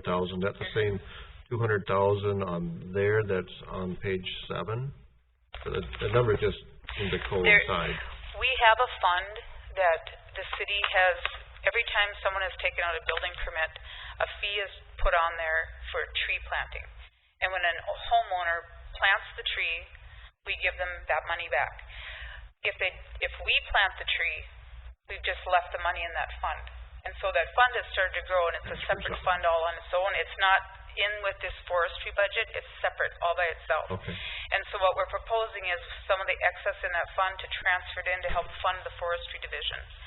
Okay, for this year, while we figure out what that forestry division will become in the future. There's options out there, but we haven't explored those yet. That helps explain. Okay. Thank you. Yep.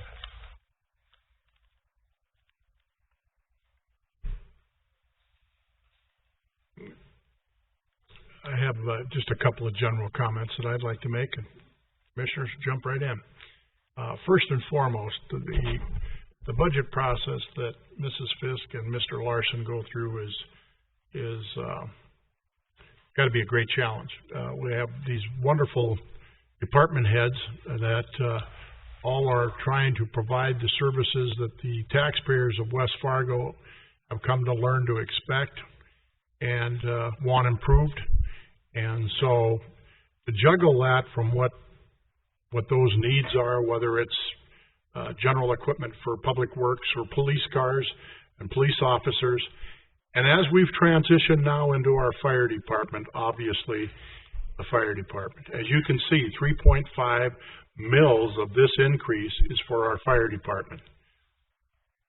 But we're getting great results with that. You know, there's a number of insurance companies, some do, some don't, but there's a number of them that reduce the rates because of our response times and the things that the fire department's doing for us.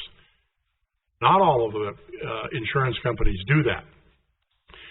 But our fire rating is based on response times, and as we said this evening when Chief Fuller received his award, those response times are 40% better than anybody else.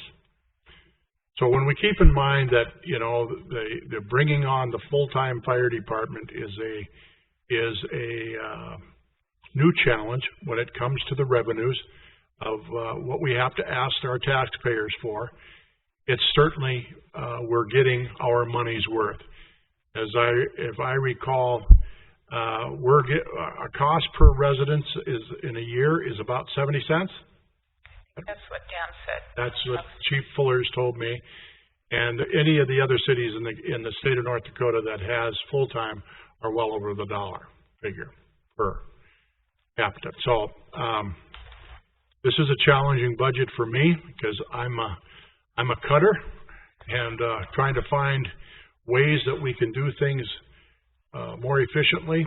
And so I would say one more time to all the wonderful department heads that we all have the pleasure of working with, as you go back and look at your budgets, if there's one more little tweak, one more little push that you can do, give Tina and Jim a call on your speed dial, please.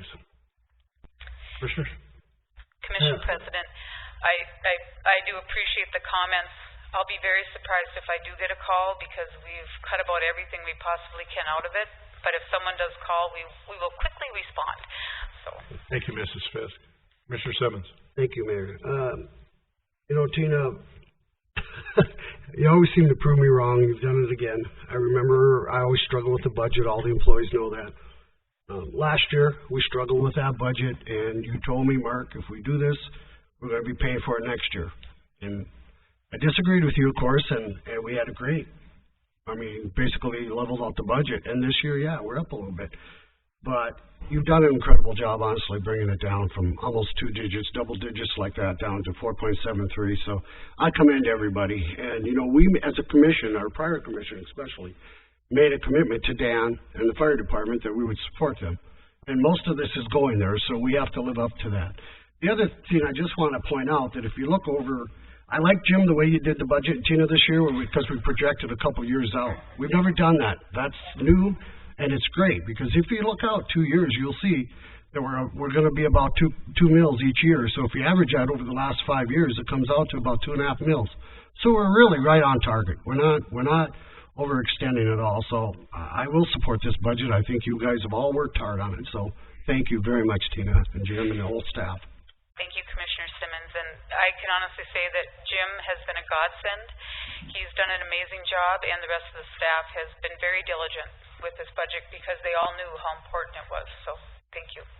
Chris must have did something though. He's looking like he was a big help, wasn't he, Chris? He's got the enterprise fund, so he thinks he's got it made. Thank you all very much. Any other comments on the budget? Thank you, Mrs. Fisk. Thank you. I'll make a motion to approve the preliminary budget. Commissioner Simmons moves. Is there a second, please? Second. Commissioner Olson seconds. Been moved and seconded to approve the preliminary 2020 budget as presented by Mr. Larson and Mrs. Fisk. Is there any discussion?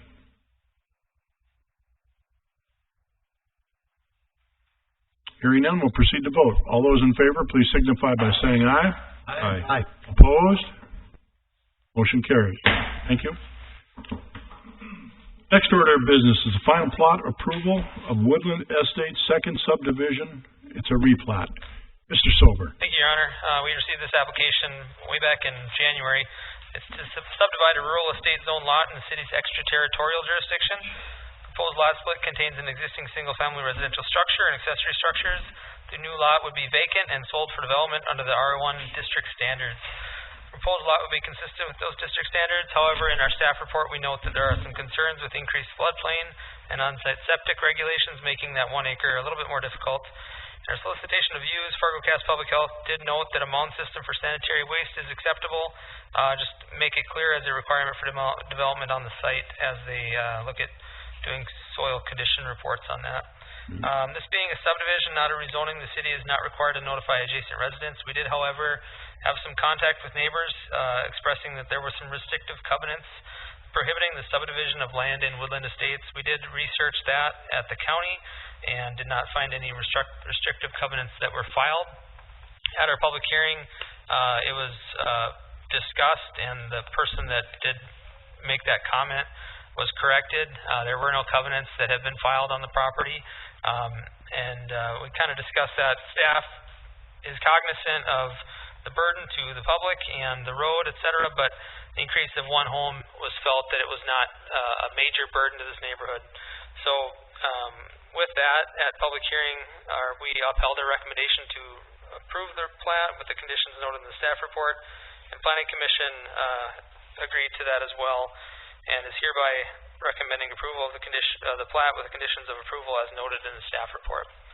Mr. and Mrs. Kraft are available if you have any questions. There is no public hearing scheduled, however. Commissioners?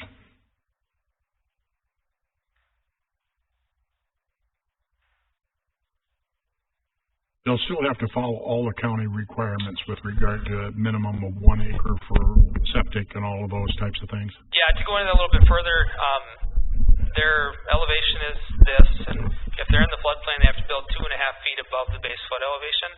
You can't put a septic system in fill. It doesn't work. Right. So when you have an acre and you got to bring in that amount of fill, there's just not a lot of virgin ground to put it on.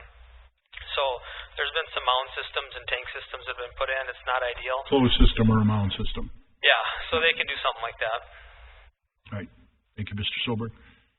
Other questions from Mr. Sobert? I'll make a recommendation to approve with the 6 recommendations. Thank you, Commissioner Simmons. Is there a second, please? Second. Commissioner Jupic seconds. Been moved and seconded for final approval of the Woodland Estates second subdivision with the 6 articles brought forth by staff. Is there any further discussion? Hearing none, proceed to vote. All those in favor, please signify by saying aye. Aye. Opposed? Motion carried. Thank you, Mr. Silberg. Next order of business is item number 10.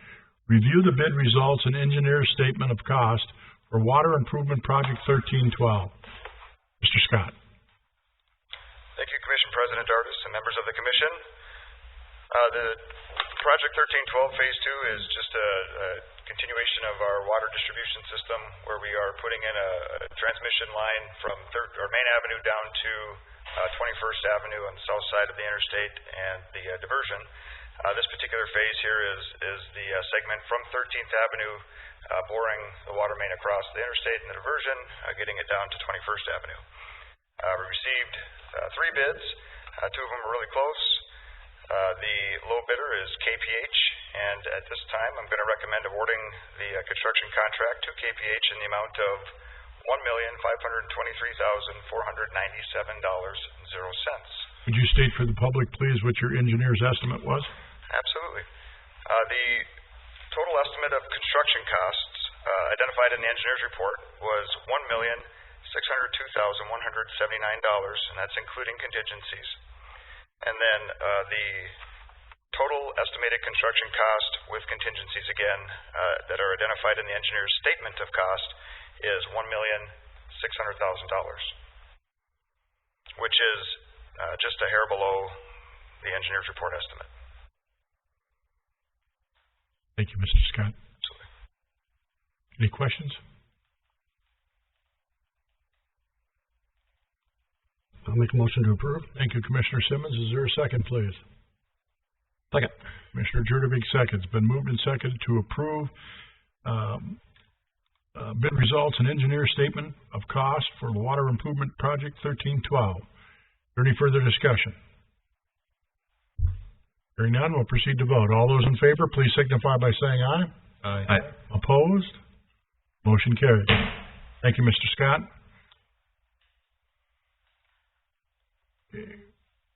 Next order of business is a review the petition for improvement, approve creation of, and review the engineer's report for sewer, water, storm, and street improvement District 1325. Mr. Scott.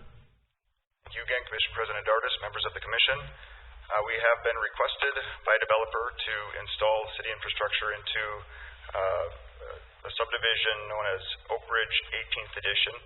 The location is basically just a couple blocks southwest of Cashwise, on the corner of 6th Street East and 33rd Avenue East. At this point, I'm recommending to create a special assessment district, 1325 Oak Ridge 18th Edition, as well as recommending to approve the engineer's report that was prepared by Moore Engineering. The engineer's report also includes a rough analysis of the special assessments that would be levied against the properties. You can see here the total project cost right now they're estimating to be $1,400,000. There is a portion of this project involving some sidewalks where some cash in lieu was set aside in a previous development agreement in the amount of roughly $95,000. So the balance at this point that would be funded by special assessments would be $1,305,000. That's equating to an average assessment per lot of about $42,000 for this improvement alone. The average existing assessments that are on the property is roughly $8,500 per lot. And right now with Cheyenne Street coming in the future, that's roughly $3,200 per lot. So that's overall, pending assessments. That's pending assessment, correct. So again, the action items here would be to one, accept the developer's petition for the improvements. Two, create the improvement district 1325, and then three would be to approve the engineer's report and then authorize the engineer to prepare plans and specifications. Mr. Scott, there's been discussion with the developer with regard to the $42,100 per lot. He is aware of that assessment. He is aware of the pending assessments. He is aware of the existing assessments. Correct. There has been some light discussion with the developer at this point on those estimated costs. I believe I saw this morning an email that the developer is asking to sit down and just further discuss that financial estimate at this point. There are representatives of the developer present tonight that can answer some questions, but if I read the email right, we're going to get together later this week and have a more detailed discussion on where these assessments would be allocated.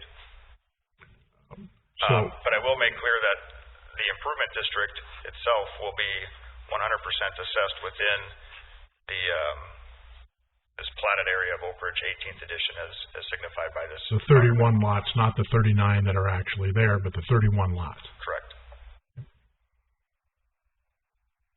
So is any existing neighborhood lots being assessed any dollars? No. Okay. All that matters, right? Commissioners? So, that being said, you're going to have a discussion with the developer. You still want us to have an actionable item on those three elements of this, despite that you haven't had your meeting yet? Yes. The developer is 100% asking us to proceed. Part of their concern is the sooner we can go out to bid, the better our chances are of having any work done yet this year, which, hoping for a good weather this fall, we can get some utilities installed so that next spring comes, we can proceed to whatever is remaining. In reading this in detail, were there not some existing utilities that have already been placed based on the previous developer? And all of those, if and when that, all the plots are done and all that, when you review those, if they have to be moved, that's totally at the discretion of the developer and at his expense? Correct. So the previous edition, which, by the way, the developer of the previous phase is one of the developers representing Oak Ridge 18th as well. So he's a partner in this new development. Yep. Okay. So he is certainly involved. And yeah, the original improvements were financed privately, but they were city infrastructure, so they were installed with city standards and inspections. So, but yeah, as we tie onto these, if there's a move or something that has to be modified to make sure that we keep our city standards applied, we will certainly do that, and would be at the cost of the developer. Very good. So Dustin, do you want this, if there's no questions, but do you want this in one motion, or do you want three separate? How do you want to? I believe this can be done in one motion to approve, the motion would be to approve the creation of sewer, water, storm, and street improvement district number 1325, direct the engineer to prepare the engineer's report, and then approve the engineer's report and direct the engineer to prepare detailed plans and specifications. Okay. I believe that can be done in one motion. I know. Any questions? So moved. So. Need to do it. Commissioner Jupic. I'm asking if there's any. Second? Stole that one from me. You did. For Simmons. It's been moved in a second for the improvements, creation of and the engineer's report for the sewer, water, storm, and street improvement for District 1325, and to direct the engineer to move forward with those estimates and plans and specifications. And the specifications. Thank you, Mr. Scott. Moved and seconded. Is there any further discussion? Hearing none, we'll proceed to vote. All those in favor, please signify by saying aye. Aye. Opposed? Motion carries. Thank you. Next order of business. Mr. Scott, construction updates. Thank you once again, Commissioner President Dartis and members of the Commission. I will be relatively brief here with the construction updates. I believe the form did a great job of reporting out the Cheyenne Street project in today's edition. There is also, I'd like to mention, if you go on to their website and look at that article online, they have a video that you can download on there, and it's a nice fly-through, a drone footage aerial showing the progress of Cheyenne Street. So, with that, the one other project we haven't talked about in a while is the segment 1 of Cheyenne Street. So from 13th Avenue down to Beaton Drive. Chris and I were on site last week with the contractors. There are some corrective work that needs to be done that will require some lane closures in the next couple weeks. We will certainly coordinate that and communicate it out, along with some surface treatments that have to occur on some driveways and a couple areas on sidewalks. We'll coordinate with the property owners that those will impact. But beyond that, we're continuing to pray for little rain. We know the farming community certainly needs moisture, but we want to keep our construction projects on track. So I guess with that, I'll ask you guys if any questions. Any questions on the construction update? Well, I would differ on one of your statements, and that was the reporting of the construction updates. Because I have 4 friends from across America that think they have a sense of humor, and they sent the headline where it says Cheyenne Street confusing. So. I made sure I had that in my bullet point here. Actually, the article today does read the confusing traffic flow near the interstate I-94, which is, by the way, the DOT's project. Right. It says West Fargo. It eased. And they said West Fargo. So. But that confusion has eased this past week. It certainly was confusing there for about 10 days, and that has subsided. That's all right. They only think they're funny. They're not funny. I heard the same comment. Very confusing. Anything else for Mr. Scott? Thank you, sir. Thank you. Next order of business, City Administrator's Report. Mrs. Fisk.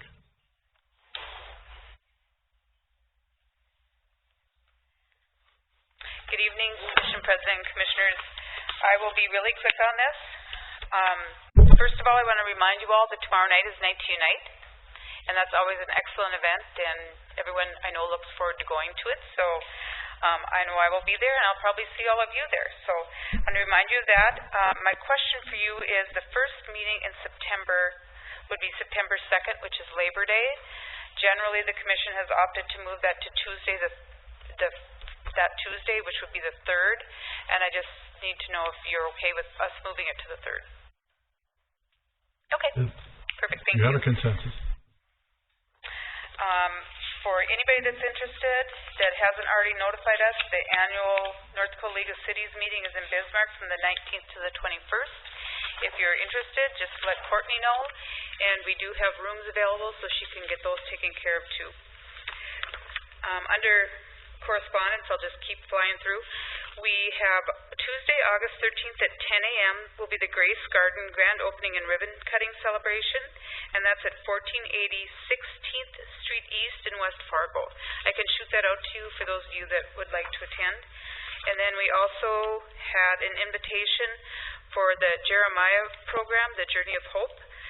And what they do is they actively work to transition mothers and their children to prosperity. And so that's a really wonderful thing, and they're having an event at the Holiday Inn on October 18th. So if anybody's interested in attending, let us know, and we can work on getting you signed up. With that, unless you have something for me, John has one thing he needs to talk to you about bond issuance. We have an opportunity for refunding some bonds when we purchase our other bonds. So he just wants to, no decisions today, just wants to inform you. So thank you. Mrs. Fisk, you stated several dates for the North Dakota League of Cities. That Thursday is Cruise Night, and that Saturday is Westfest, correct? Yes, it is. That time. Just a reminder that you get it on your calendars. Mr. Shockley. Thank you, Commission President and members of the West Fargo Commission. So I just briefly wanted to ask the Commission if there was interest in proceeding with a number of things related to our anticipated bond issuance later this year. We've identified three bond issues that were undertaken in 2009, 2010, and 11 that we can refund or refinance to get a lower interest rate. The total quantum of those issues is about $25 to $27 million. Plus, we anticipate later this fall issuing our regular refunding improvement bonds for projects that have been undertaken in the last year and a half. That's probably $35 to $40 million. There is an opportunity to combine those So refinancing the old debt, taking on some new debt, all into one debt issuance. The advantage to that is you reduce your issuance costs because you're only going to the market one time. It's easier to explain to investors why we're going ahead and doing what we're doing. I wanted to kind of get, we haven't even run numbers yet, we haven't looked at costs yet, but I kind of wanted to know if you're okay with that. The numbers seem very large, so you would be looking at a bond issue in $70 to $80 million, but it's not all new debt, and so just the size of it, I just wanted to see if there was interest in combining them. And to give you a heads up that it's a very large number, but it's not all new debt. In fact, about half of it would be old debt. Mr. Simmons. Thank you. I would think that, Jim's got to go through that and see how we're going to, obviously, we got to come out ahead. How much can we save? I think that would be the question for Jim to give us before we probably say, you just want to go ahead to look at it? Yeah, and by the IRS code, you can't refund prior issues unless there's a savings or you're extending out the maturity, and we're not extending the maturity, so we have to show some savings. In order to pass muster with the IRS, you have to make sure that you have some savings. And just our initial review, it appears there's savings in the markets in the last couple of months. The interest rates are declining, and there's some market concerns. So the rates on municipal bonds are going down, so it's an attractive environment to refinance some existing debt. Well, the benefits of refinancing, is there any possibility that we would pay any of the bonds off? No, this would just be saving interest, which would result in paying them off faster. We pay them off faster, yeah. Gentlemen, do we have a consensus to move forward with this?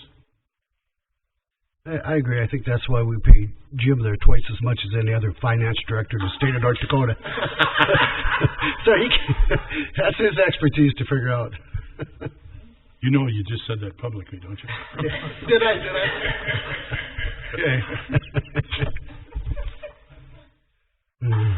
Melissa, would you be sure that Mr. Simmons' phone number is promptly rephrase it, Melissa. Rephrase what I said. Remove the rest of us and put his on it. The next order of business is non-agenda items or correspondence. Mrs. Fisk, anything for us? Nothing in addition to what I have. Thank you. Thank you. Anyone? Item number 16, we move into executive session. So is the commission moving or is the public leaving? So it's your pleasure. We're going next door. We'll need a motion to go into executive second, a second, and a vote. And we're not anticipating there'd be any action, but you still need to come back out and adjourn the meeting. Commissioner?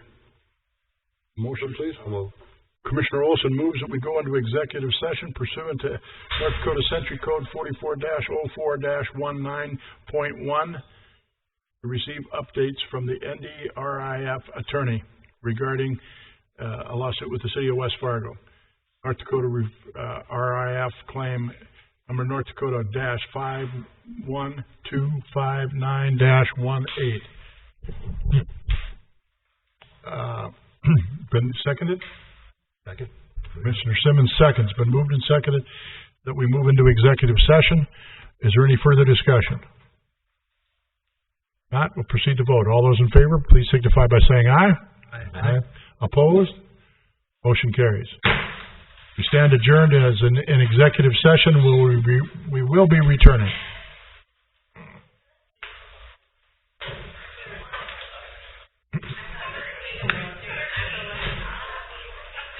After a recess in the executive session, we are now back in session at the regular agenda. Is there anything else to come before the commission this evening? Commissioners? Commissioner Simmons. Motion to adjourn. Is there a second? Second. Second by Commissioner Olson. Moved and seconded to adjourn. Discussion? All those in favor signify by saying aye. Aye. I thought Eric was going to take my gavel away.